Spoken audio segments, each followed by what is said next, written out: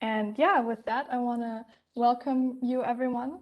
Thank you for joining us today. Even though it's really nice and warm outside, you still want to get some foods for brains today. Yeah, we are in our fourth event of this lecture series organized by the university club called Impuls, Plurale, Ökonomik. And we are a self-organized student group at the University of Erfurt. And we meet weekly and discuss different economic theories or topics and just try to organize events on new perspectives, kind of to give an alternative to the usual university seminars or lectures that we have. My name is Yara.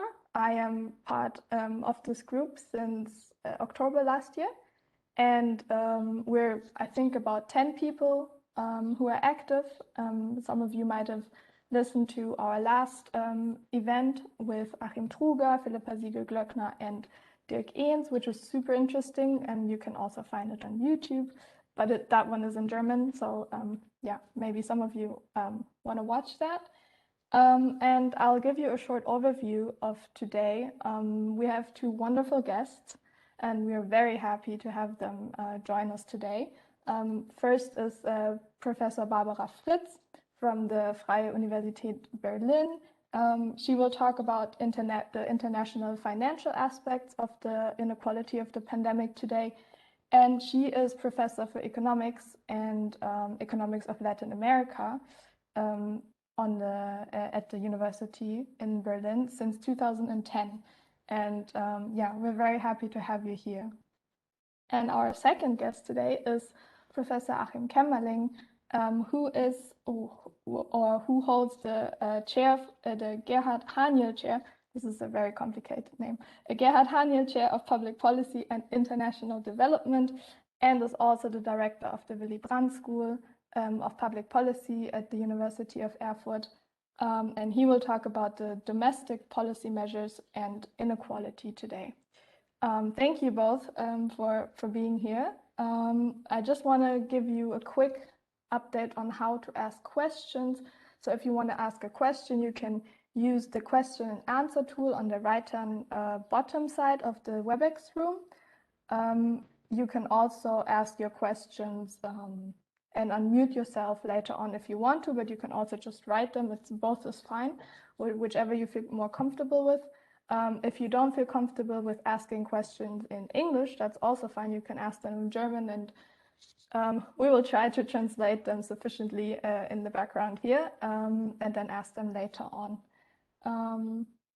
Yeah, and I think we can start with the first input. Both guests will start with a short input, and then we can have enough time to talk and discuss this. Yeah. Achim, do you want to start? Yeah, I can do, of course. Barbara, yeah, we had this nice little division of labor between us, so yeah, it doesn't really matter. But it's nice because I will cover more the domestic aspects, and Barbara will talk about the international aspects. So let me just very briefly start my slides.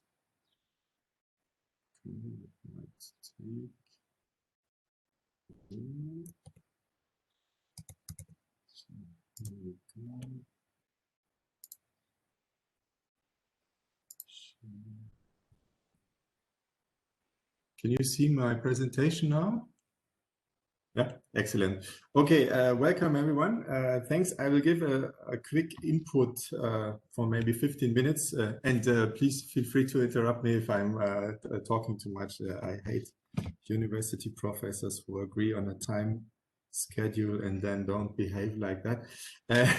I have to start with a couple of disclaimers. At New Year's Eve, I tweeted something like, I wished that out of 18 million experts in virology, we convert back to 18 million football national coaches, because my feeling was that there's so many people talking about Corona that it's kind of a little bit an overload of sorts. And here for the first time, I'm breaking this rule myself because I'm talking about Corona, which I haven't done so far. But of course, I mean, there's a lot of aspects that are related to my work. I'm clearly not working on pandemics directly. I'm more working on issues such as the digitalization of work and welfare and its social and also political impact, let's say. So whatever you know as the label future of work, that is where I'm working on right now. And I'm also more of a political scientist than a genuine economist. So just to give you a heads up with all that details. I would briefly start with something a little bit more general about Corona and inequality, because the topic of today is very broad, but I want then to focus on policy responses, specific types of policy responses. And since I'm a political scientist, I want to look a little bit at the politics behind these responses, or the lack of responses, maybe. Okay, so very briefly about Corona shock. Barbara can correct me or add anything. I don't want to be very elaborate on that, but it seems to be more of an asymmetric shock that initially was thought. So it's not, so initially a lot of people said, yeah, this is a very symmetric shock. It hits everyone essentially. This will create incredible levels of solidarity. I think that's not quite it. And it's also quite asynchronic, because whenever some regions are out of the worst, then other regions enter the worst again. And so I think that makes it also a bit challenging, but this could also have advantages. And of course, there's inequality within and between countries. And Barbara will probably talk much more about between countries. I talk much more about within countries. But no matter what, most current observations about the pandemic seem to be in agreement that this is a tremendous push towards more inequality, whereas in the past, actually, or comparing this pandemics, let's say, to previous instances, the little we know thereof was not always so clear. And this is interesting to speculate a little bit why that might be the case, that today we kind of agree more on the inequality effects of the pandemics. I myself, as I said, I want to focus on something in particular today, for instance, about sectoral shocks, because there's a really asymmetry when it comes to different economic sectors. We've all seen these things like, you know, specific types of business actually being winners of this whole pandemics. And the typical reference would be to people like Jeff Bezos and Amazon as the clear winner of the pandemics. But again, this makes us reflect that maybe it's not even the pandemics as such, but it's the underlying trend of digitalization and structural change in the economy, which got then accelerated by Corona, probably.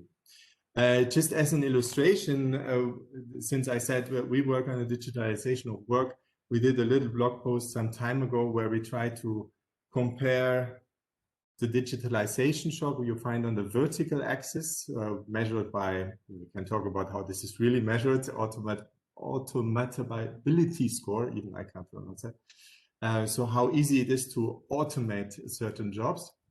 So the higher, basically the easier, and then also the potential for home-based work. So the index would also mean that the higher the index, the easier it is to do your job from home. And you see, actually, there is not a strong relationship, but there is some sort of a negative relationship of sorts. So essentially meaning that certain aspects are very easy to do from home, but not very easy so far, one has to say, to being automatized. But there's also things that have been risked, let's say, to be automatized anyways, and they are also the kind of sectors that are most or hardest hit very often through the Corona pandemics.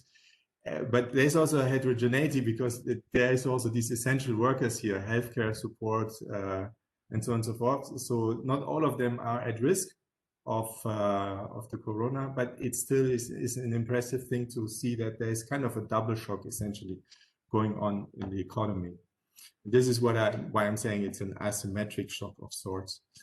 And then the question is what to do about this, right? And when you look at responses, one could talk about many different types of responses. So, you know, I'm a welfare state scholar, so I usually focus on welfare state policies, you know, giving people money, giving people services, protecting people in a legal sense. But of course, this is only a small part. There's other much more directly related types of measures, such as lockdown measures. But we are not talking, or at least I'm not talking about this today, because this would put me out of my context, and also it would probably go too far. So since Barbara talks about the international cash transfers of sorts, I'm or the international debt perhaps also related to this.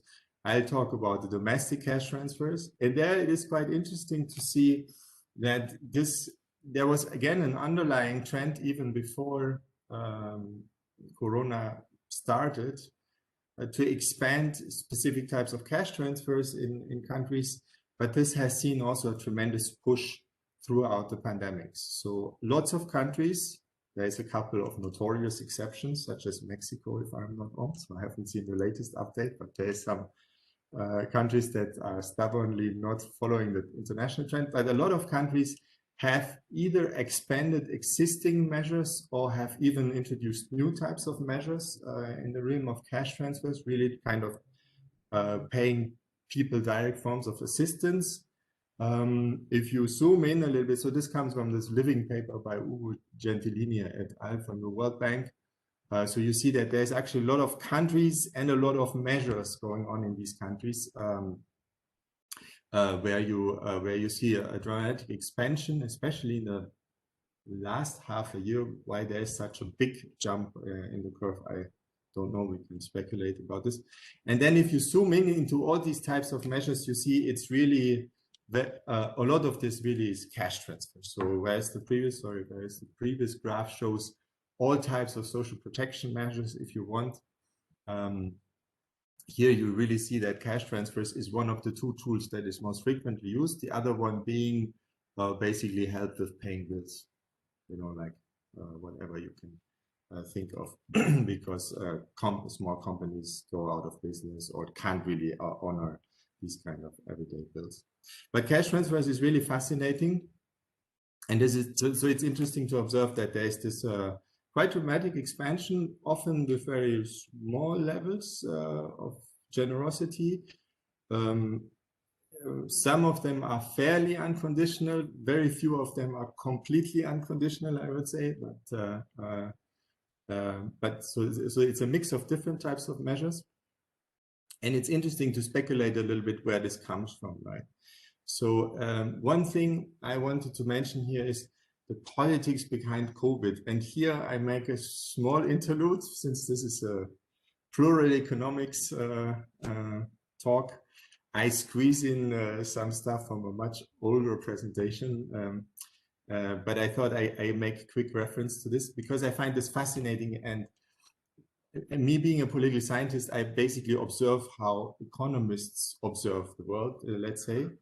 And I know it's a bit of a cliche, but I think there's still a bit of a difference between the two disciplines. So I still think, grosso modo, most economists look at the world in this way, whereas most political scientists look at the world in this way.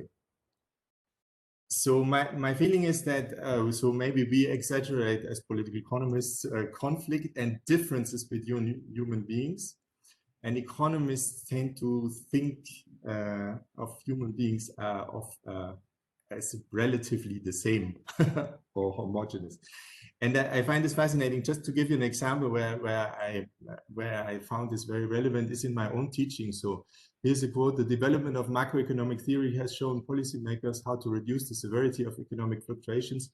By leaning against the wind of economic change, monetary and fiscal policy can stabilize aggregate demand and thereby production and employment." So that's a sentence you might all know from Mankiw's Principle of Economics in 2008.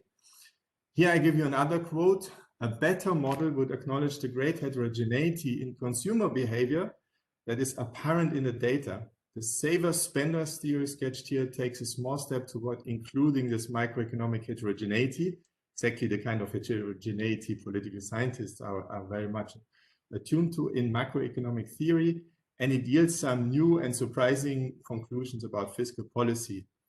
Now, the interesting thing is it's the same guy who wrote this, even somewhat earlier, right? And the two things really show you that the Mankiw doing academic research, if he does this, is actually much less clear in his policy conclusions than the textbook type of Mankiw. So I find this interesting because for me, I'm much more attuned to this. So what this sounds now very much like technical language, but what's behind that just means that if you try to build a model of different types of agents in a society, so not all behave the same, but some are more myopic consumers, for instance, some are less myopic consumers, a lot of standard predictions of fiscal policy in this case, for instance, don't apply any longer. And I think this is really what we see in the crisis. People react differently, crises make people react differently, and they interpret also the crisis differently. And I think that's very important in this context. What does this have to do with the politics behind these measures? Well, again, one could talk about lots of different aspects of the politics, and part of the trade of political science is that it's a confusing garden variety of different approaches, right? It's really confusing because, you know, there's people working as institutions, on governments, on citizens as voters, and so on and so forth.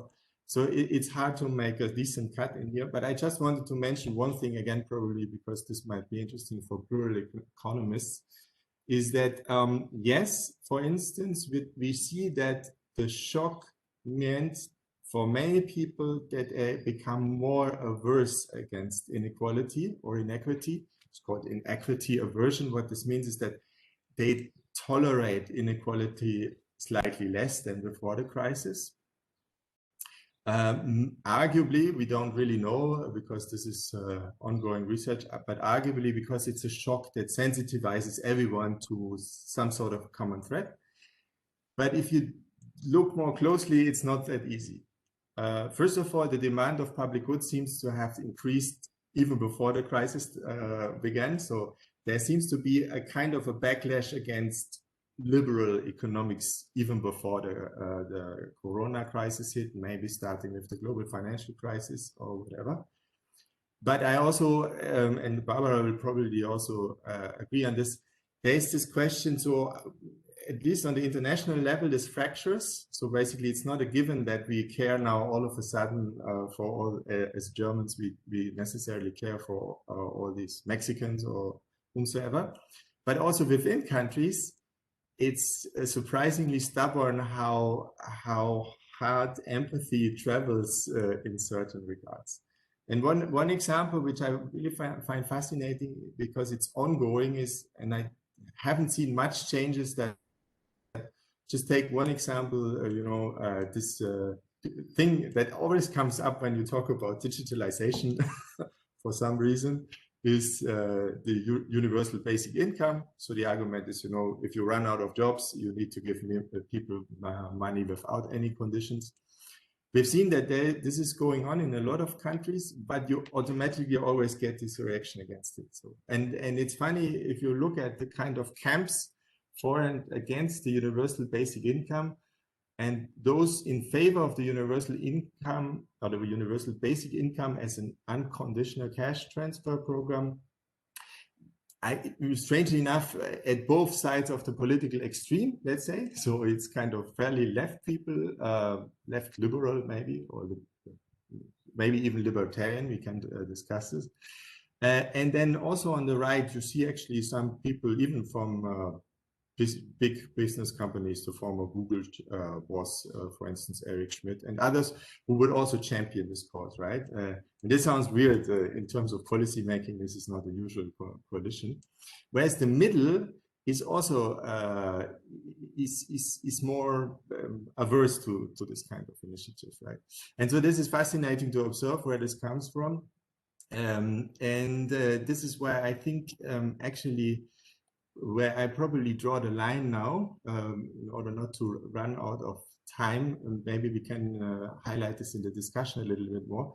But on the one hand, you see that there is an important momentum behind what one could call universalist social policy. So these kind of policies that have relatively few strings attached, which try to seek encompassing large coverage for many different people, and less based on typical conditions. Typical conditions for cash transfers are usually work requirements. So think of unemployment benefits. For instance, you have to have a working record and work experience, and you lose your job and then you qualify for unemployment benefit. Unconditional cash transfer is basically dished out to everyone. And so I think there is a momentum behind this, but the crisis in general has highlighted two things. First of all, the fragility between the link between work and welfare, because, you know, in the shock, nobody could work, or at least in specific sectors, nobody could work. But on the other hand, that there's huge externalities, you know, that there's some jobs that create tremendous social value, like, you know, nursing or the intensive care workers, or maybe all other types of essential workers, but not necessarily get remunerated to the same degree. And so I think the crisis really has highlighted this dimension also of the internal discussions, the domestic policy discussions, namely what it is actually, what means merit in a society, how it's remunerated, and how actually social or public value is created. And my feeling is that economics is too small of a discipline to answer these types of questions, but in the discussion I can give you more reasons why I think it's too small. Thanks for listening, and yeah, I will probably leave it at this as an input statement.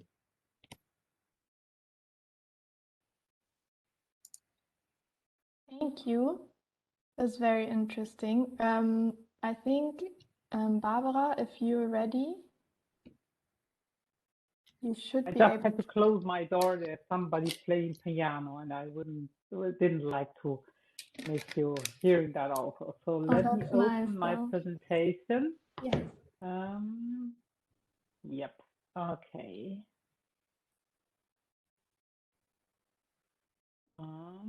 What are you seeing? Okay, one moment.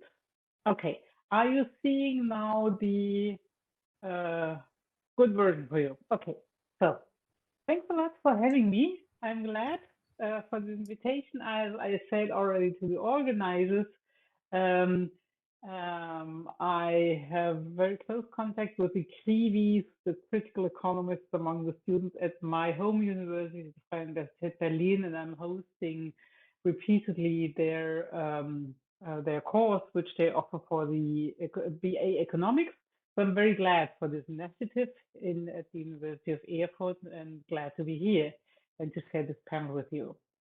I will talk on a more specific issue of global inequality, but we'll link in the introduction to the discussion on social policies and preferences and the link to economic modeling briefly, which Achim just opened.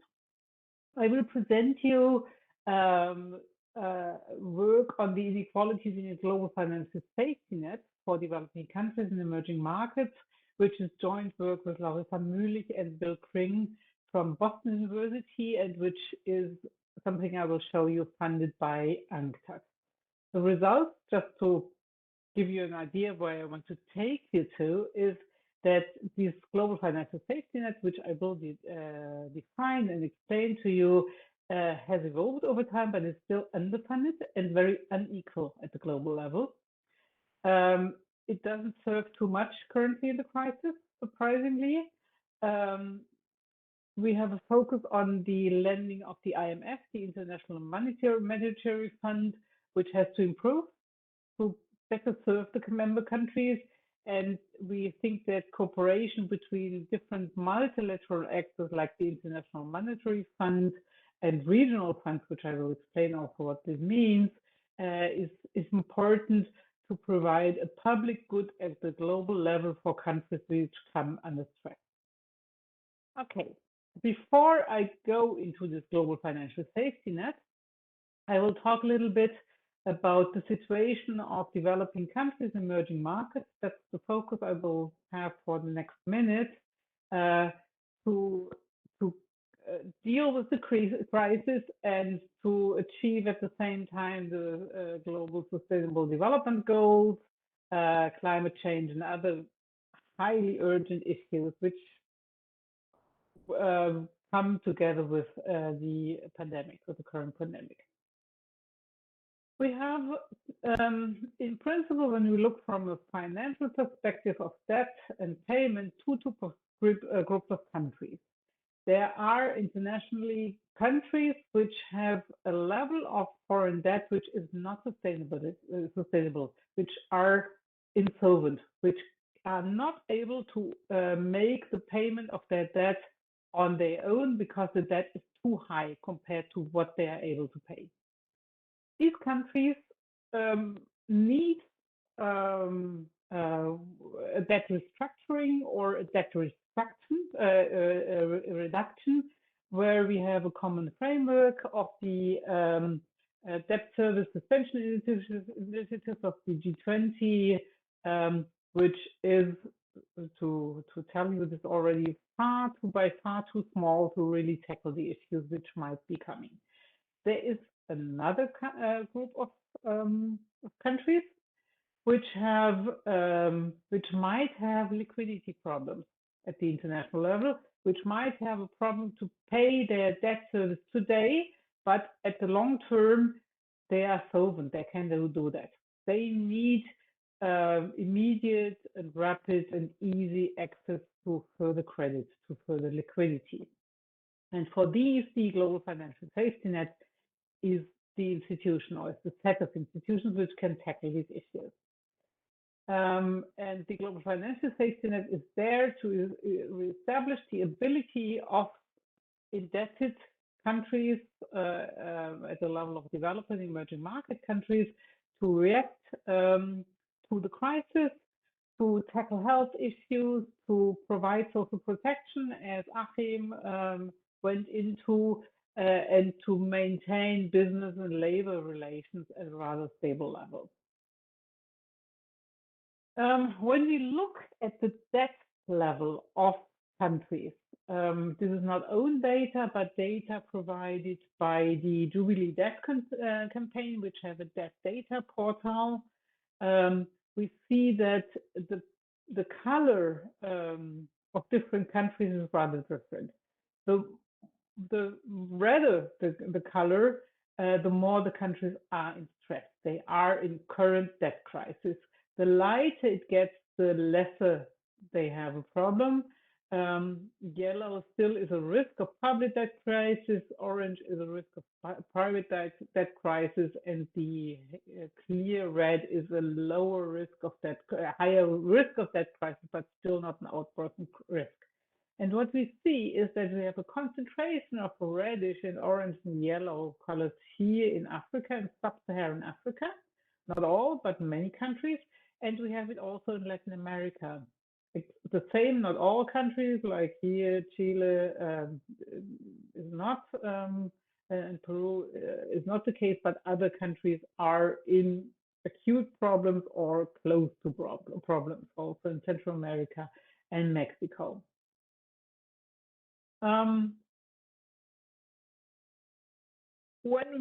So we have a series of countries which are in current crisis or have come into crisis, and this is not only linked to COVID. Countries have been accumulating foreign debt even before the pandemic, especially since the global financial crisis in the last 10 years. But the pandemic has worsened the situation because exports have been shrinking, exchange rates have been very volatile, capital flows have been extremely volatile. So this has worsened the situation of these countries. And these countries which have these reddish colors have difficulties to get funding at private markets, so they need extra access. Okay. When we look at the fiscal response where the cash transfers Achim has been talking are part of, we also have a bit a similar map. Here we do not only, it's not me, it's not us, it's the IMF in its fiscal policies database in response to COVID-19, where I got this map.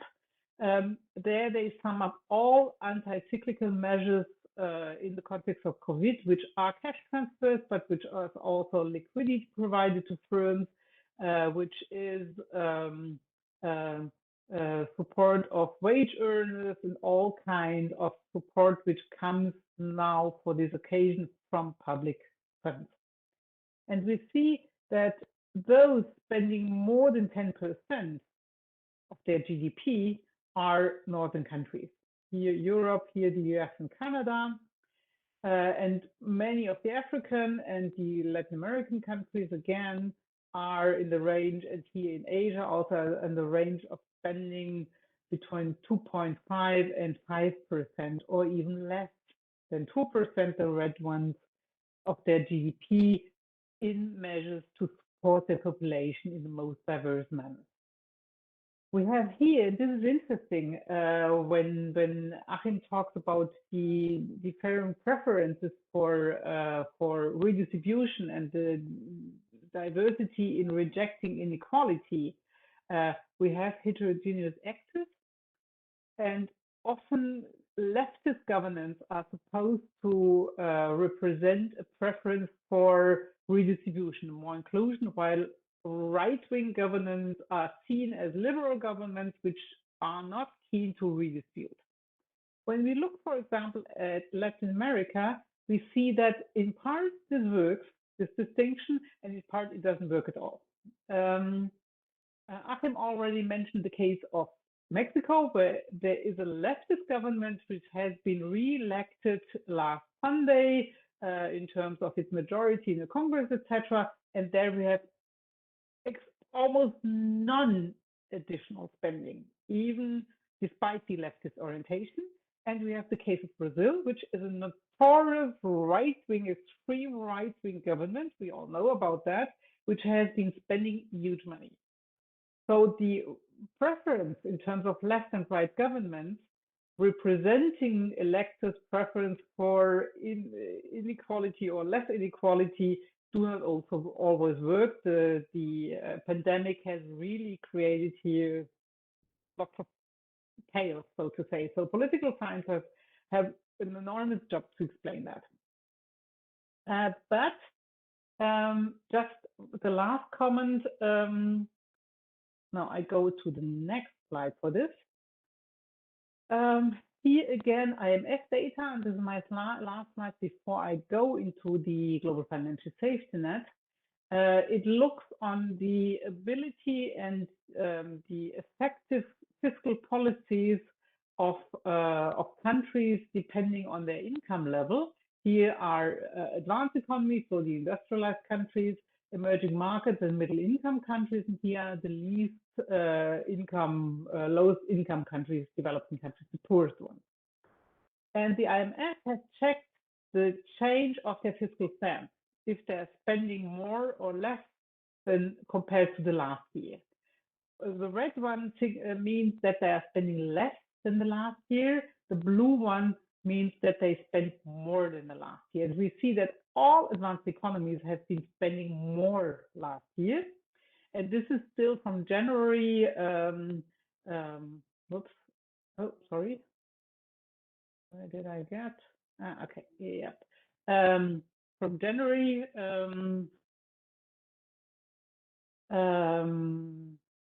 here we see that some of advanced countries already have started to, or are starting to tighten their budget, but the number of countries tightening their public budget, lowering their public spending to reduce the effects of COVID in the case of emerging markets, middle-income countries have increased dramatically for this year.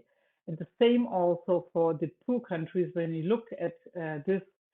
So the message here is that poorer countries at the when we compare it at the global level, have less capacity and less fiscal space to combat the pandemic and to smooth the effects for their own population. So we have here global inequality in terms of capacity to fight the pandemic, which is dramatic.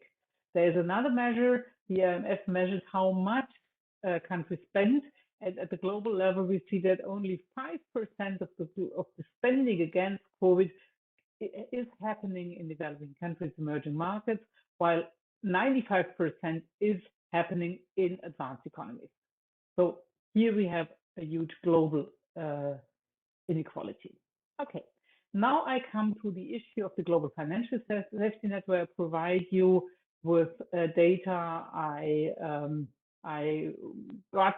collected with this group of researchers, which gives insights to a very specific element of global inequality.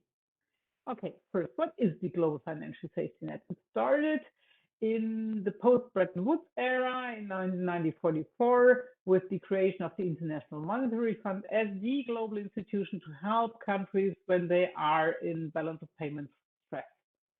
Small thing, single institution, very easy, very clear.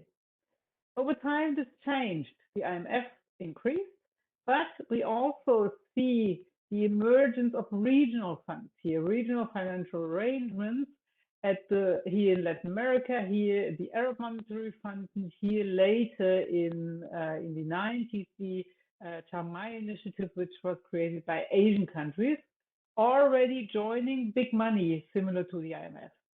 Today, when we look at the global financial safety net, we have a really big system compared to the old times and a much more complex system. The IMF currently has $1 trillion capacity of lending. The RFAs have multiplied and come also to 1 trillion of lending. We have here, for example, also the European Stabilization Mechanism and a group of other regional mechanisms, which are not very well known. And the least visible element are bilateral swap agreements, or joining 1.5 trillion. What are these swaps? These are bilateral agreements between two specific central banks, which agree between them that they will lend to the other central bank without any condition at any moment a certain amount of their own currency. This has started in the global financial crisis between the US and the ECB and the Japan central bank, etc., as something when liquidity went very short in the global financial crisis, but now has really grown immensely over the world. And today, it's mostly the Federal Reserve, to some degree the ECB, but also the Chinese central bank, the People's Bank of China, which is offering these bilateral swaps, which in fact are not bilateral, but often an offer of liquidity to other countries without any condition to many countries in the world.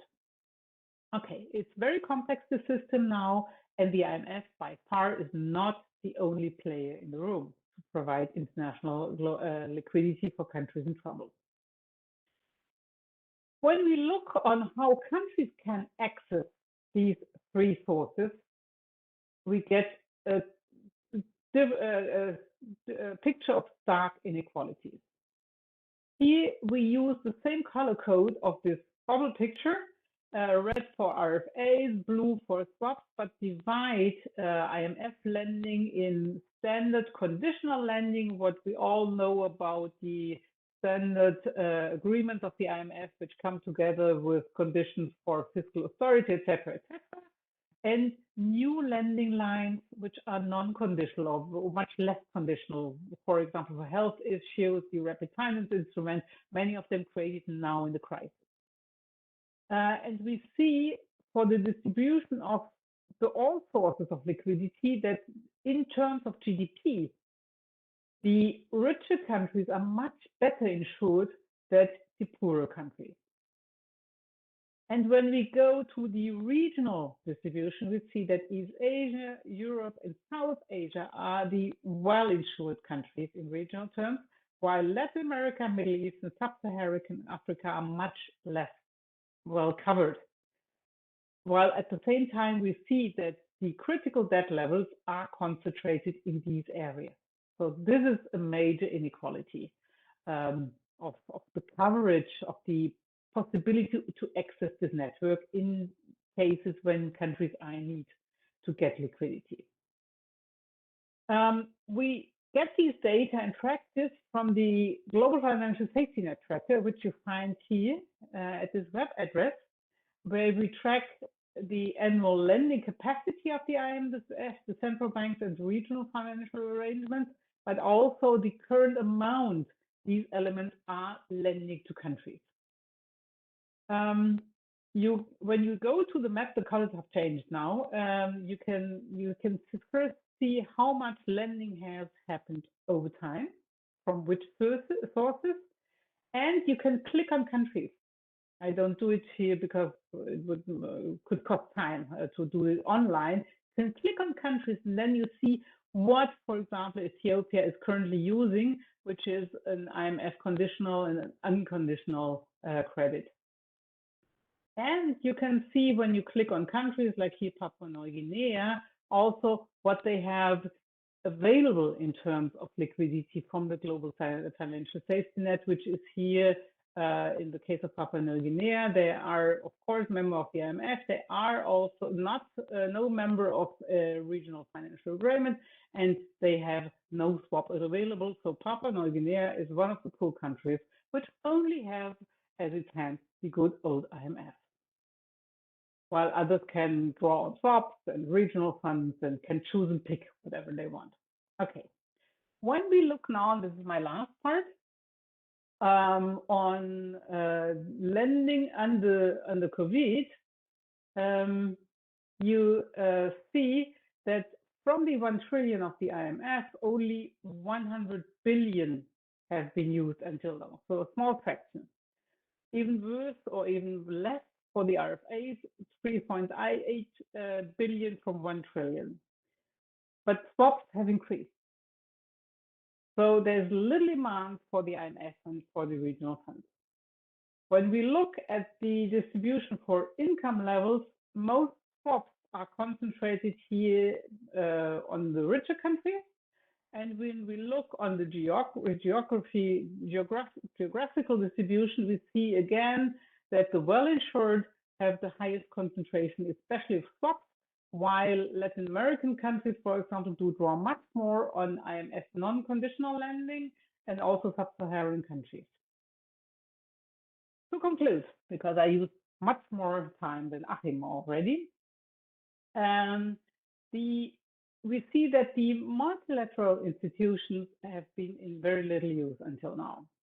It might be that this is the calm before the storm, because what we have at the same time is that we have very high global liquidity, because global interest rates from the US Federal Reserve, the ECB, and the other big central banks are very low, and they are pushing much money into the markets, and markets are looking for rentability, so they go to the global south and they invest in emerging markets quite a lot. But this can change as soon as the US Federal Reserve announced that they might be in the future increase their interest rates. There was also already some retraction of these global flows, and we might see that there might be coming up a storm for emerging markets and developed countries, especially those with high debt levels.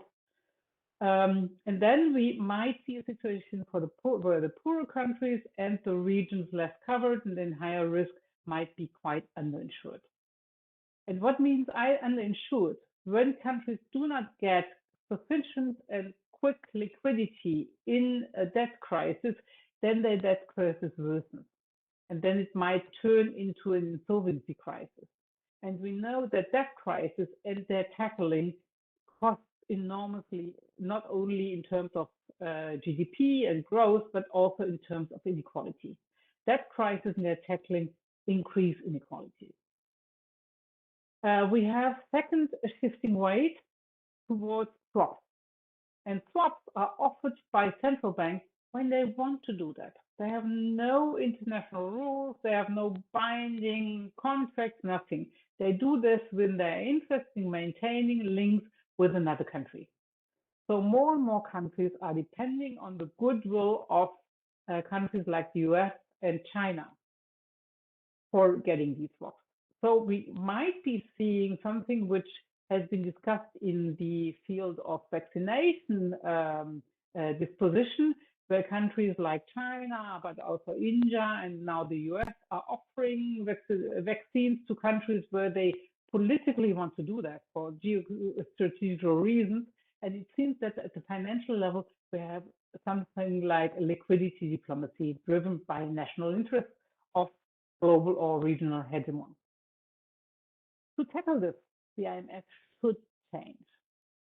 Not only its conditionality, which countries seem to really reject. We see so little demand for this kind of standard IMF conditionality, but also in terms of the volume it provides. For example, there are these special drawing rights, which are the basis of the IMF, which is an artificial currency, where most of this there is a decision to raise the level of these ISDRs, but most of these are given to or would be given, depending on the country quotas, to advanced economies. So it would be necessary to provide much more liquidity to the poorer countries and to reform and make the IMF more equal, because this is still a highly unequal institution. And third, the multilateral institutions in this global financial safety net should collaborate much more to be not pushed aside by new bilateral instruments and a new geopolitically driven order. Okay, with this, I finish, and I'm looking forward to the discussion. Thank you so much. This is a great input. We just thought here in the background that maybe we can just enable everyone to unmute themselves. We are a pretty small group, and if someone has a question, you can, I think you can raise your hand, and then you can just ask the question directly. We also have a couple of questions that came in via the question and answer form that we can also share. But if the people that ask those questions want to ask them directly, you can also do so. And if you're shy, you can also still write us. It's also fine. Yeah. Is anyone brave enough? It's also fine. No worries. Okay, so one of the first questions that we have towards both of you, and maybe you can both give a short statement. It's a huge question, but maybe I will just ask it anyways. The question is, what is our responsibility in the so-called global north for the increasing inequality, and how did the pandemic highlight this?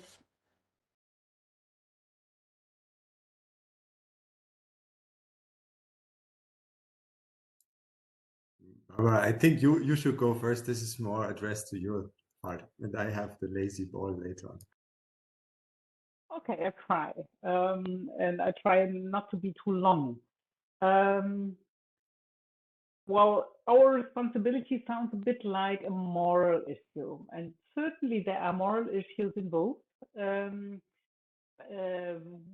regarding global inequalities, but I would push it to the economic links which create and reinforce inequalities. Standard economics have the idea that international free trade and free capital flows, etc., create equality between countries over time. There's a convergence of development paths, and everything will go right and equal for everybody. From a heterodox economic standpoint, and here I take much from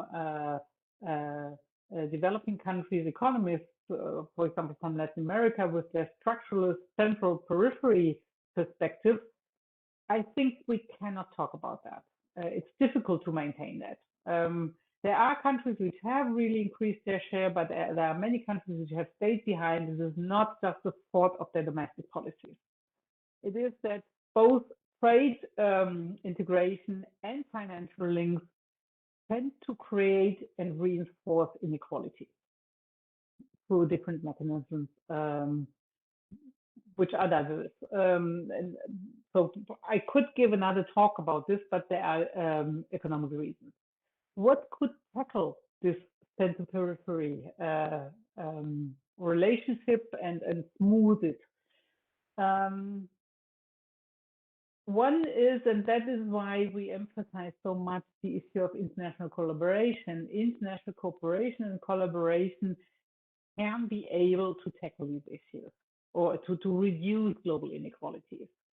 One is to provide policy space for countries to look for domestic policies.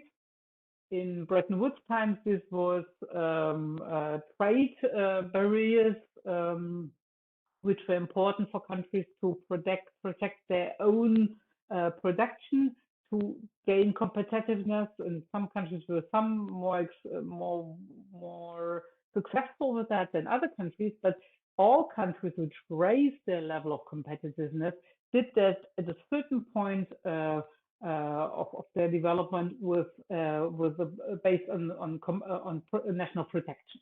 That's one issue. The second issue, that international financial liberalization, globalization, that further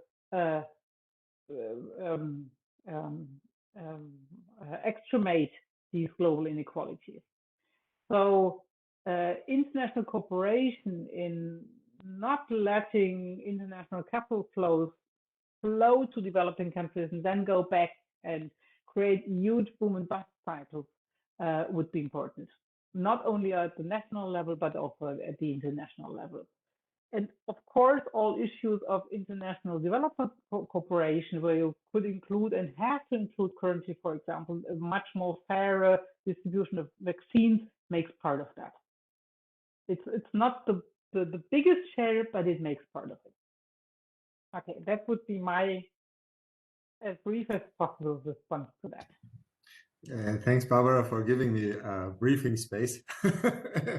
It's a big question. And again, I mean, there's probably a very good and interesting moral philosophy debate about this, you know, but I would also go back a little bit to the underlying maybe psychological or political mechanisms behind this. And one feeling I have and I found really fascinating what Barbara describes, because there's this whole conditionality debate is on a macro level and on a micro level, basically, or let's say on the international and the domestic level. And I think Barbara and I, we push for the same direction, namely be a little bit more relaxed about conditions of sorts, especially in these types of crises where there's no endogenous debt problem, in the sense that, you know, nobody kind of basically past policies haven't created in Africa COVID crisis or something like that. So I think that this is a little bit the thing, and this our maybe people like us, our intuition is probably in the minority, because a lot of people psychologically, they overestimate things like agency and merit, and underestimate things like luck, or what Barbara just said, structural issues for your performance, right? And this is where I see the biggest challenge, namely that also in the crisis, I mean, those few who have a cool job that can be done from home, and you may even live in a relatively good welfare net, where maybe there's even some sort of schooling system that is still half in operation. We are the lucky ones in this crisis, right? But we are actually a minority, and I think this is the thing where also the political challenge comes from, namely to convince the winners that actually a lot of their gains is due to luck. And this is really a challenge, but this needs to be confronted on several levels, and this needs to be done with framing the debate in a way, trying to push first within, as Barbara and probably also other people in this previous presenters did. They try to push a little bit the national debate and also the international debate. And the other thing is, the final word I would say is, on the international level, I think I'm not a big fan of the word neoliberalism, because it's kind of a catch phrase for many things. But what we have seen is is a change in the international regime. Some people would have called the old regime in, you know, the Bretton Woods world, they would have called this the embedded liberalism idea, where you need to find a balance between liberal policies like making flows of capital, people, trade possible, but having domestic buffers against this, right? And what this system achieved was some sort of a stability for maybe 10, 20, 30 years, whatever you want to call this. But what was even then missing was this international form of safety net people like Barbara are talking about. And I think a reloaded version of this embedded liberalism would really need to strike a balance much more on a global level, really trying to take care of the global inequities, because a lot of these kind of people in the global north tremendously benefit from this system, and a lot of people in the global south to only a limited extent.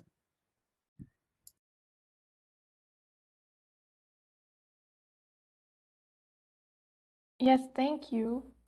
We have two questions. Clara, if you want to, you can enable your microphone and ask your question. Yes, I have two questions. Thanks for sharing. This is very relevant to my study. And my first question is about the aid. And we know that the aid between the West and the East is good for the recipient country. The competition is good for the country.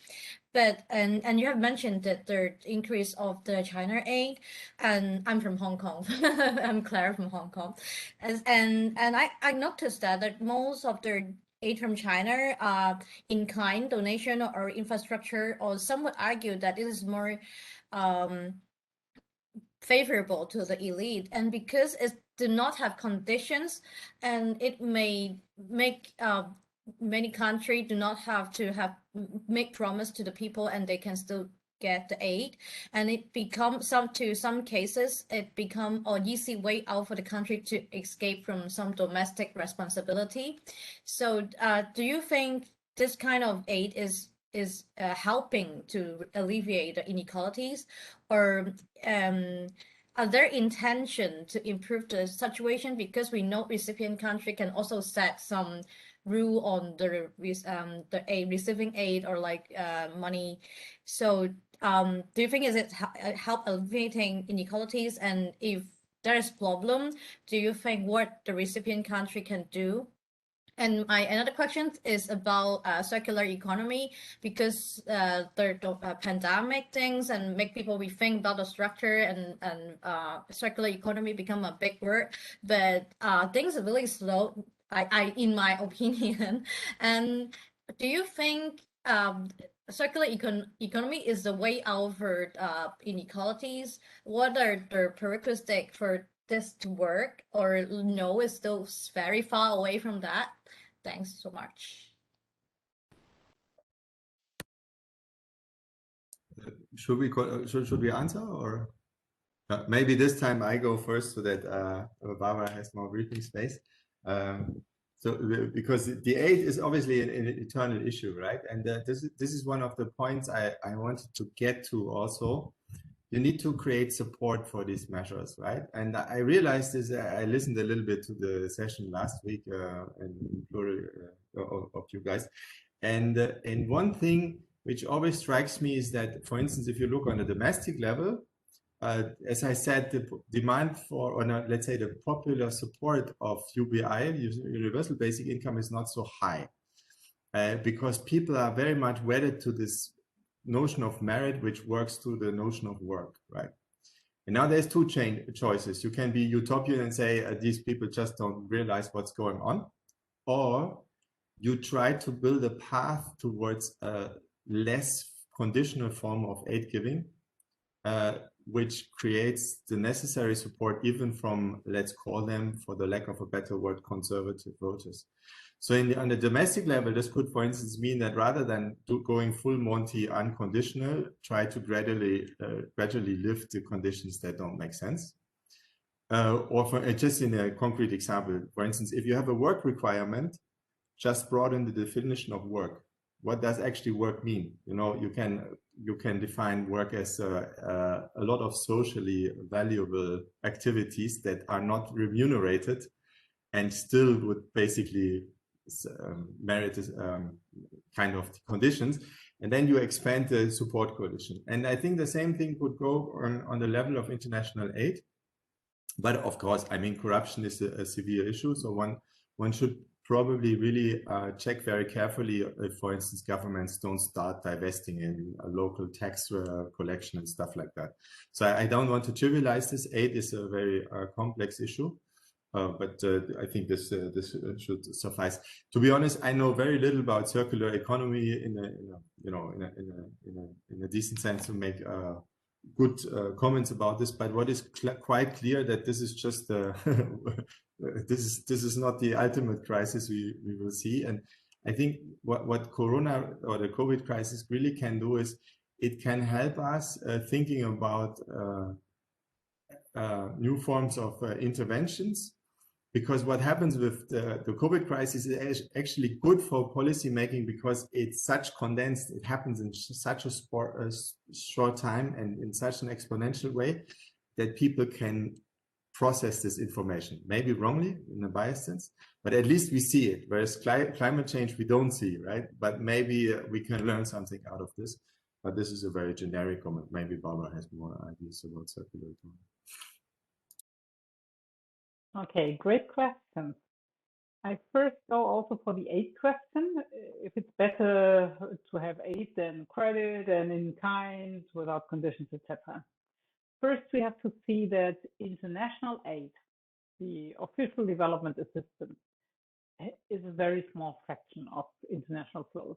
Just to compare it, for example, with international remittances, the money people send to their families back home is 20 times higher at the global level than aid.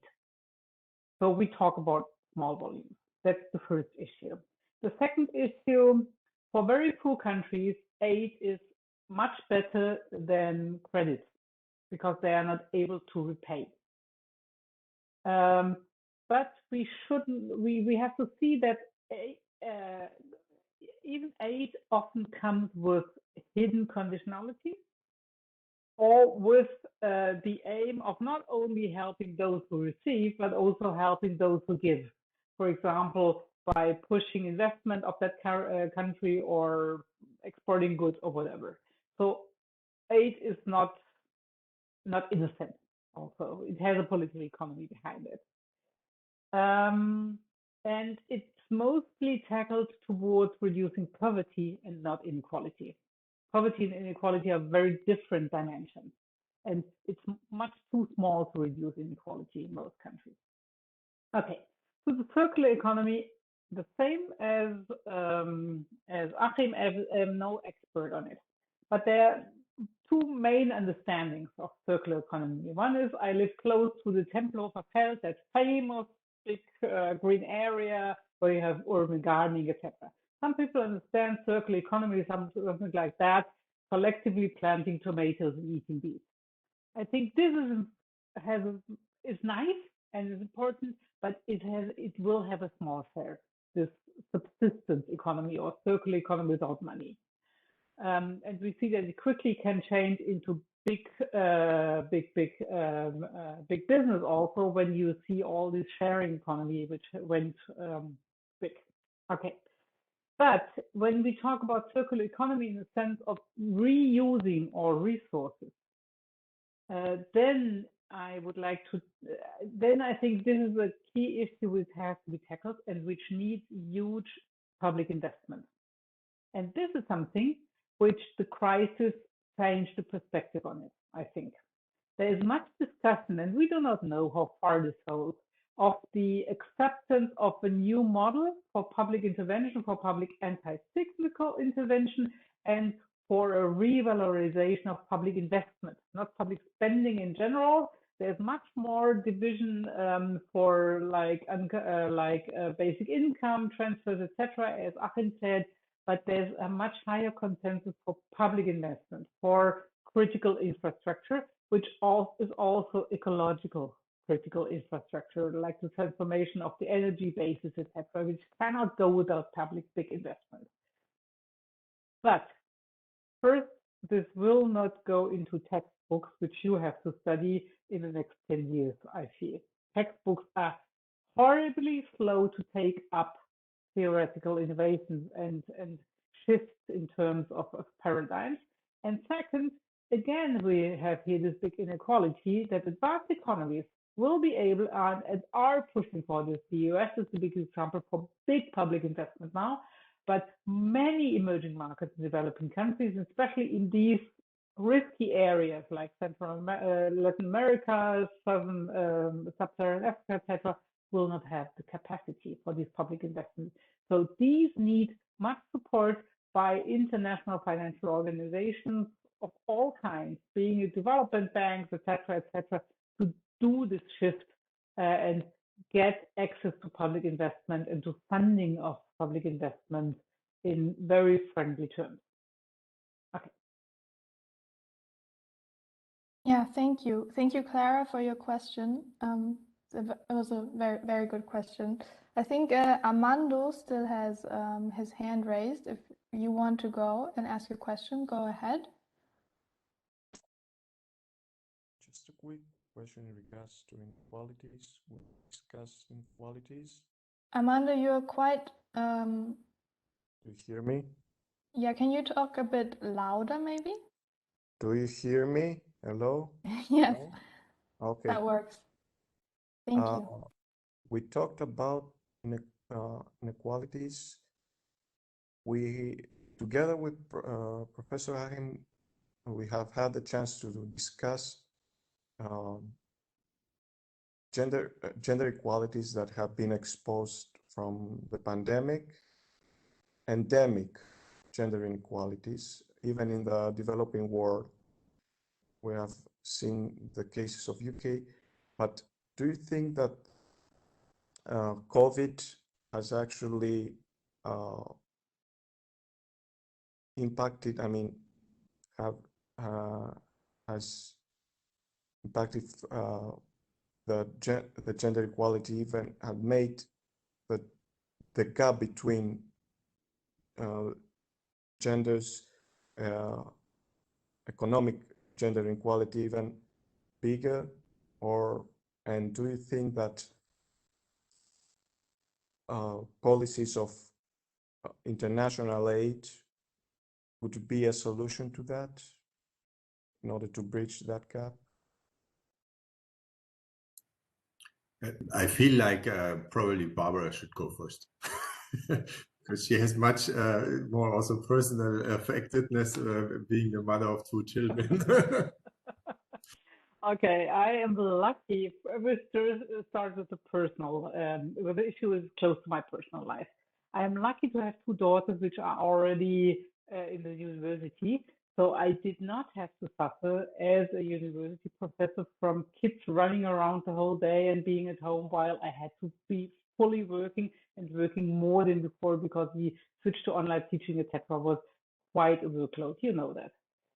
But many of my female colleagues have younger children. And we have seen, for example, statistics last year showed that the submission of articles to journals by female academics has dropped dramatically during the first round of the pandemic, while those of male have raised because many of them had less work because they could stay home, had less meetings.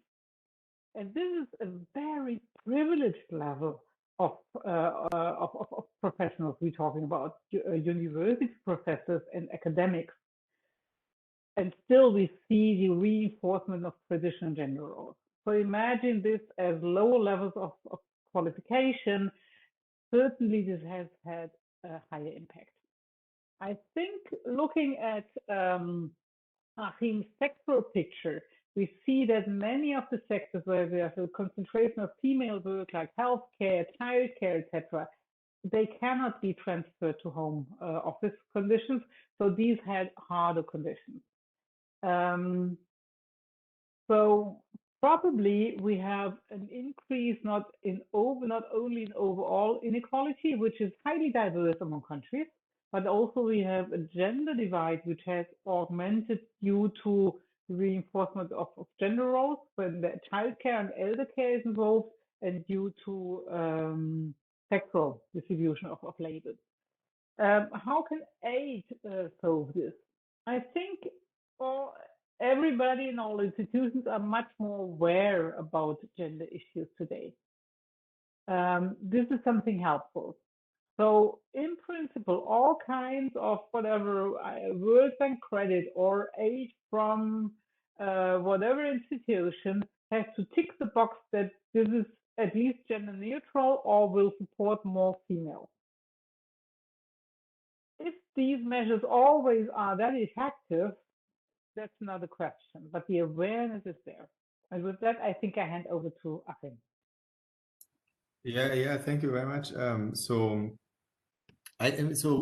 one of the points I wanted to make with my presentation is essentially that from my point of view, I don't think that the COVID crisis really does something completely new. So it's not really creating an emergent world, but it is a tremendous accelerator or maybe also a pushback against previous trends, depending on what you look at exactly. And so the digitalization was going on anyways, and in the gender realm, it basically just highlights previous problems in vulnerabilities essentially to the crisis. Some countries have been more proactive, and basically you see that actually they are kind of regressing because the old household family model kind of reappears without knowing, because all of a sudden women have to take more care of the children again without any reason. It's more of a cultural thing. But it really gives us this general idea that this time does not really mean that a pandemic or a crisis like a war would reduce inequality. So in the past, usually you thought, it chops away, top incomes, and so essentially it has this compressive effect on inequality. This time, I think it's really different. It's really kind of reinforcing ongoing inequalities, and gender is clearly a case for that. With aid, I'm totally on Barbara's side, but I think we need to be very careful because there's a big structural divide. And what I see, because I lived, for instance, 8 years in Hungary, and we just saw that Hungary once again passed a horrible law when it comes to queer people and so on and so forth. I think intelligent aid giving also needs to be very careful in different cultural environments. So it won't be easy. In other words, I think there needs to be a support coalition in all of these countries really pulling in the same direction and being so that aid that comes from outside is not supposed or is not conceived to be kind of overly culturally imperative. But of course, I mean, I know that this is a sensitive issue because some people would say, no, actually Western values in terms of emancipation should also be upheld. But I just see currently in the current climate a strong anti-reaction against these kinds of things. And for instance, since Clara mentioned Chinese aid, I never ever see anything on that. And in the case of Chinese aid, so I think the aid agencies have to be very preemptive in this regard. Yes, thank you for answering those questions. There's also, Armando, there's also a recent study by Katharina Mader from the Wirtschaftsuniversität in Vienna, who also does research to exactly this topic, the impact of COVID-19 and different gender sectors and the work of women. Yeah, but just short information on that. We have another question from one of the participants here. And then we have to kind of see with the time, we're pretty, it's pretty late already, but that's totally fine. It's a good discussion. Sheriff, if you want to unmute yourself and ask your question, you can go ahead now.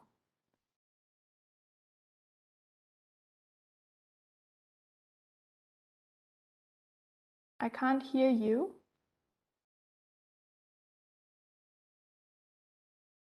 Oh, okay.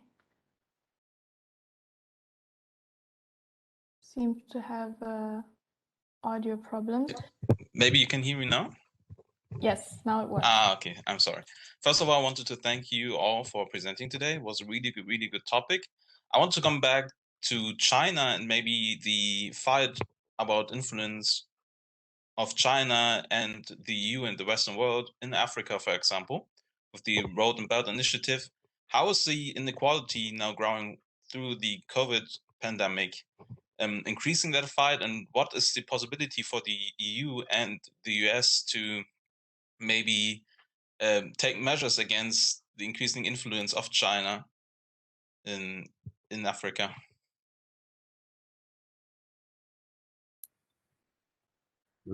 I mean, I can start. I probably would have to start rambling before my thoughts get in place. You know, it's always difficult to answer such complex questions on the spot. My feeling is that so we have to be a bit careful that we don't basically reify, as social scientists would say, dominant discourses, right? And there's different kind of competing discourses about China going on in the West and what it does and what it doesn't. And so I'm a little bit on the ambivalent side. I see to some extent what China does is also basically doing what probably Clara mentioned or someone else, I can't remember, that it actually improves, it could theoretically improve the position of recipient countries, because, you know, there's this famous William Easterly argument that the Western donors behave like a cartel. So the recipient countries cannot choose anymore. So they need to swallow basically whatever the Western donors say. And now comes a new competitor and it gives money for other purposes.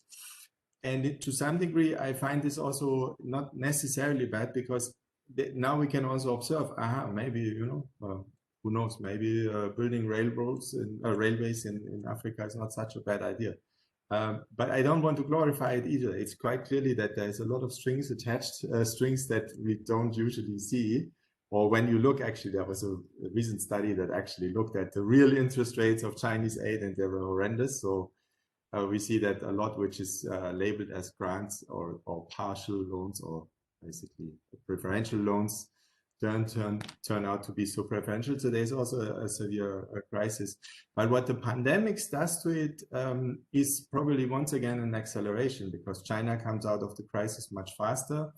It starts delivering vaccine to other people, while probably the coverage of its own people is not so advanced at the same time. So there's obviously a lot of competition going on.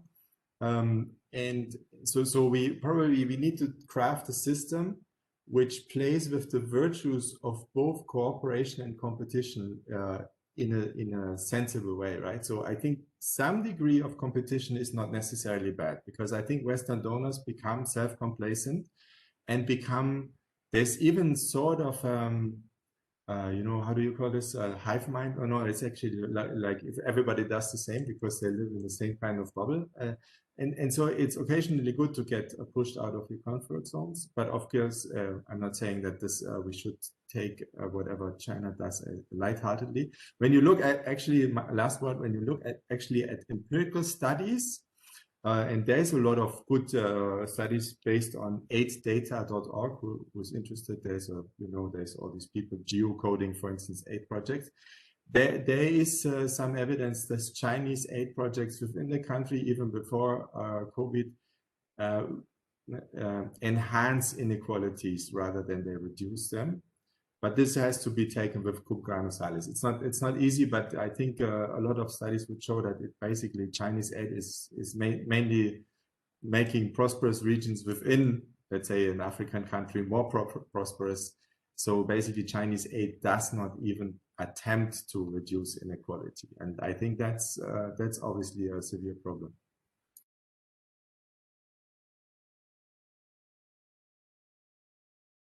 Okay, I would very quickly go. I subscribe the idea of some competition is good. I fully subscribe. That's what Achim said. but some of this it can be problematic. We have to see that the definition of aid, of Chinese aid, is a different one than from the OECD. So we have a problem of allocating spending, and the limitations between aid and credit and foreign direct investment is more fluid in the Chinese case. So I would include that. And it's not easy to say, I subscribe that.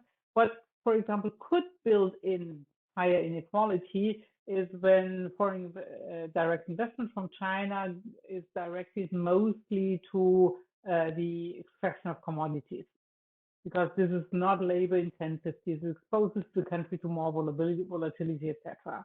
But if it goes to more infrastructure, this can be different. And having an additional export partner, a trade partner, can be good for countries because it diversifies. When one country like the US goes in crisis, they still can export to China. But when the dependence for the exports of these countries to China goes too big, then again they go into problems. So I would ponderate it around this kind of issues. And I think a general answer would be difficult. Okay. Yes, thank you for the question and for your answers. I think we're heading towards the end of the session. Should we maybe answer the question and answer questions? Would be probably fair, right? Yeah. Or at least we can give it a shot, a try.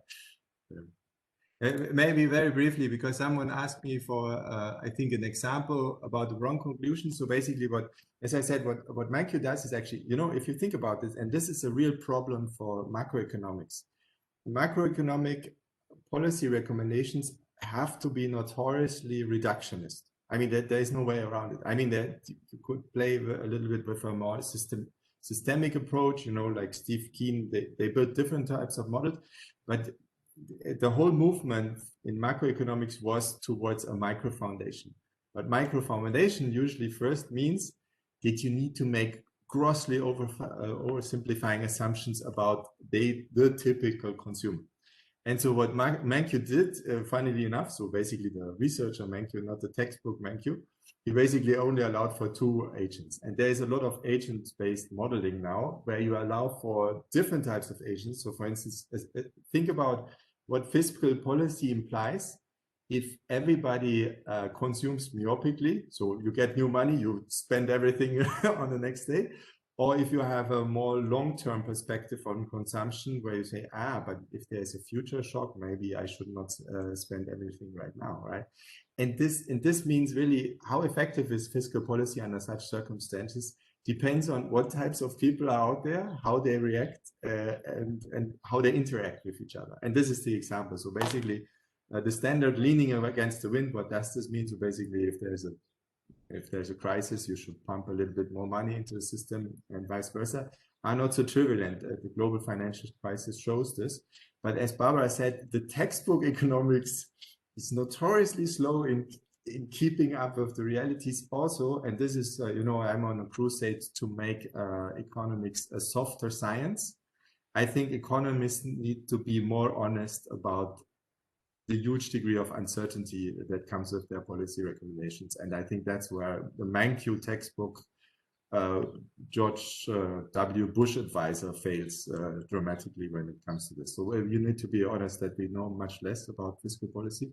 And then maybe just a second here, what do we know about positive externalities? Well, actually, I can, if you're interested, you can send me an email. There's, for instance, a study by Ben Lockwood that tries to justify differential tax rates by the contribution of either occupations or sectors to the economy or in terms of social value, right? And we all had this discussion that maybe the banking sector creates even negative social value, at least in times of the global financial crisis. So basically, bankers get paid too much for what they contribute to the economy, whereas nurses or maybe medical research contributes way more than it actually receives.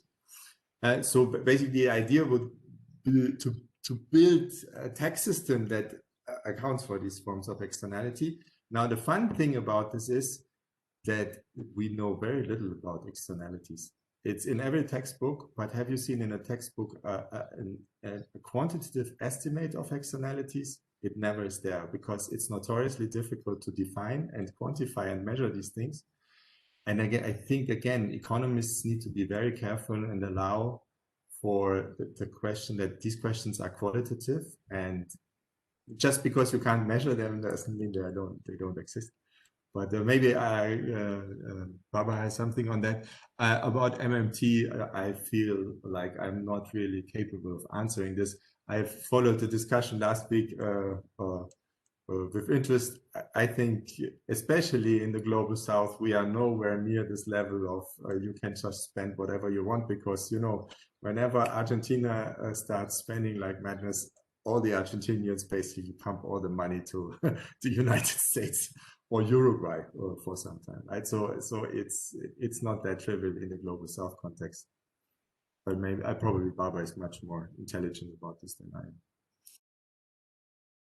We are already over time, but I go very quickly. First, I subscribe again what Achim is saying. Even being an economist, I am strongly in favor of softening economics and not leaving completely modeling and econometric work, but adding a multiplicity of methods and doing a mix of qualitative and quantitative methods, because, for example, for externalities, doing quantitative methods, it's so difficult to grasp this. So we can see much better when we use many lenses. So I'm completely in favor of that. For MMT, I had already enormous discussions with Dirk Eames. I know him well. I think first, MMT has its merits to make public spending as anti-cyclical spending to maintain economic activity popular. This is the big merit of MMT. But this is an old Keynesian standard and nothing new. Okay, nothing modern. Second, I think they generalize specific situations where economies are in a state of underutilization of resources. Then it's good. But when an economy is running at full resources and the state is spending, then this creates inflation. So sorry, MMT friends, I don't believe this always works. And then when I come to developing countries, emerging markets, then what Achim explained about the Argentinians leaving the country, also the external investors, if they go to Switzerland or Uruguay, doesn't matter.